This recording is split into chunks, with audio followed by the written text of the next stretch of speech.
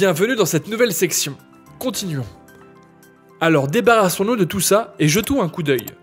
Nous avons encore des choses à voir dans notre volet droit. Regardons par exemple Control Components. Ces composants servent tous à contrôler la façon dont les composants fonctionnent et dont vous interagissez avec. Certains sont vraiment simples comme le Blinking LED, que vous pouvez configurer comme témoin lumineux pour prévenir votre utilisateur final d'un déclencheur. Par exemple, la désactivation de votre corps. Mais pour d'autres, il faudra une certaine connaissance de la programmation. Control Script vous permet par exemple de rédiger vos propres scripts à base de l'UA dans le logiciel. Donc si vous êtes à l'aise avec l'UA, vous pouvez le faire, mais si vous êtes un peu rouillé comme moi, vous trouverez une encyclopédie LUA complète dans le fichier d'aide.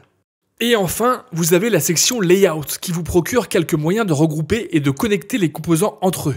L'entrée et la sortie d'un multipaire avec lesquels vous êtes sans doute déjà familiarisé, et Channel Group et le container pour regrouper de différentes façons les composants. Bien, fermons tout ça et voyons quelques-uns des autres blocs.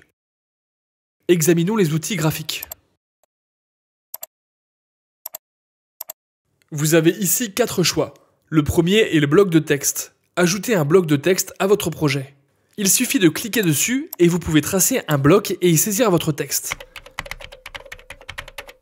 Vous avez maintenant du texte dans votre schéma. Et vous pouvez régler ici de nombreuses choses.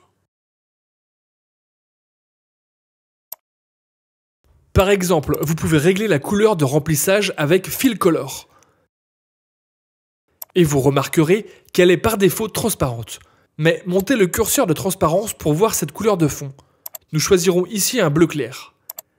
Et puis vous pouvez régler par exemple l'épaisseur du cadre ou stroke, et nous voyons un cadre dont la couleur peut être changée. Vous pouvez modifier l'arrondi des angles avec Corner Radius. Et bien entendu, choisir aussi la couleur et la taille de votre texte avec Text Color et Size.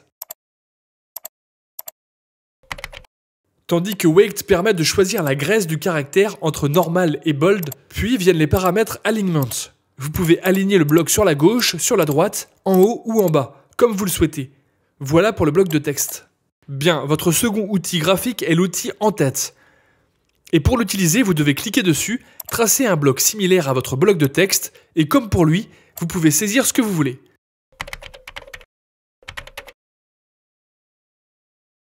Cela créera ces lignes de part et d'autre du texte, vous permettant de l'utiliser comme une démarcation ou un en-tête. Et vous avez les mêmes possibilités de réglage des caractères pour lui donner l'aspect que vous souhaitez. Le prochain outil graphique est le cadre de regroupement. Vous pouvez cliquer dessus et tracer un cadre dans votre schéma pour faire cette grande sélection. Et là encore, vous pouvez saisir par exemple Group Box et aurez un petit onglet pratique vous indiquant de quoi il s'agit. Déplacez cet onglet si vous le souhaitez à droite ou au centre. Et bien entendu, vous pouvez l'enjoliver et l'agrandir afin de mieux le voir. Et le dernier outil graphique dont vous disposez est l'outil Polygone. L'outil Polygone vous permet d'ajouter la forme de votre choix à votre schéma. Cliquez juste sous l'outil Polygone et commencez à cliquer partout où vous souhaitez des sommets pour composer la forme voulue. Ensuite, vous pouvez toujours la modifier en saisissant un sommet et en le déplaçant. Mais ce qui est vraiment sympa, c'est de consulter le tutoriel Style de contrôleur afin de trouver le moyen de transformer ce polygone en un bouton contrôlant quelque chose dans votre schéma. C'est assez ingénieux. Bien, faisons une courte pause et retrouvons-nous pour la prochaine partie.